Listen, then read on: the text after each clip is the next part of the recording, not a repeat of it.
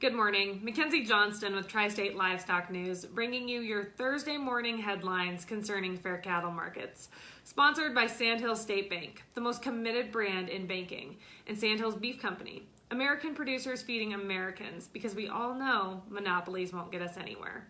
To learn a little bit more about Sandhills Beef Company and everything they have to offer, head on over to their website, sandhillsbeefco.com. According to RCAF, their board of directors have spent the last several weeks developing the first ever long-range plan for cattle producers, the Cattle Industry Long-Range Plan. The plan was developed as a response to 2020's unprecedented abnormalities in the U.S. cattle market and the lack of responsiveness from either policymakers or the beef industry to take corrective actions. The Cattle Industry Long-Range Plan is a 5-year roadmap for U.S. cattle producers, which allow producers to measure their industry's success as the plan unfolds. The plan provides strategies that promote profitability and prosperity for family-owned and family-operated cattle operations. It also promotes profitability in America's rural communities.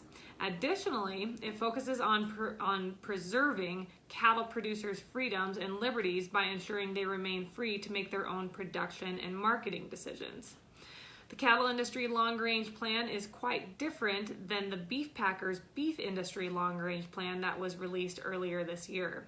The Beef Industry Long-Range Plan was paid for by cattle producers' beef checkoff dollars, and it attempts to force U.S. cattle producers into compliance with the Beef Packers plan to control cattle producers through strategies that increase production costs, according to RCAF. According to Region 3 Director Brett Kenzie, it has become apparent that no one outside the cattle industry will be stepping in to fix our depressed cattle markets. That is why RCAF has stepped up to develop a realistic plan to create a more profitable future for independent U.S. cattle producers. According to NCBA, the organization presented U.S. Senator and Chairman of the Senate Agriculture, Nutrition, and Forestry Committee, Pat Roberts, with the Capitol Hill Top Hand Award on Tuesday.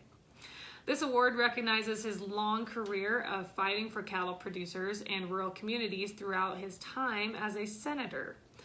According to NCBA President Marty Smith, Chairman Roberts is a pillar in the cattle industry, and there is no one more deserving of the award.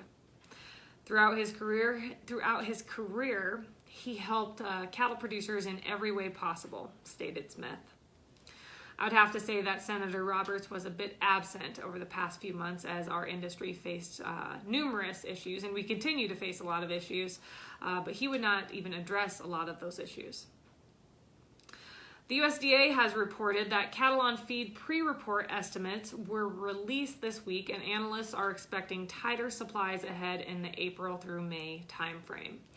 The average analyst estimate indicated placements are down in November, with the average coming in right around 170,000 head below 2019.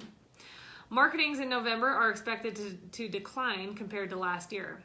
November had the same number of slaughter days, but marketed animals are expected to be just 97.9% of year-ago levels.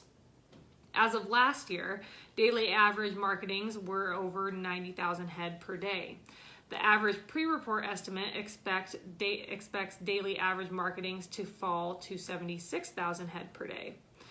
Placements in November are expected to be 91.8% of year-ago levels. Driving factors behind lower placements are lower feeder imports from Mexico. Canada's feeder imports did increase, but not enough to offset the decline from Mexico. Additionally, weekly feeder cattle auction receipts also showed declines in November. Volumes dropped by about 80,000 head from last year. Early December volumes indicate feeder cattle sales activity has picked up across all channels. Overall, analyst projections show that cattle on feed have worked back to year-ago levels. This would suggest that feedlots are mostly current. Over the past couple of weeks, dressed weights peaked, which also confirms that feedlots are most likely current.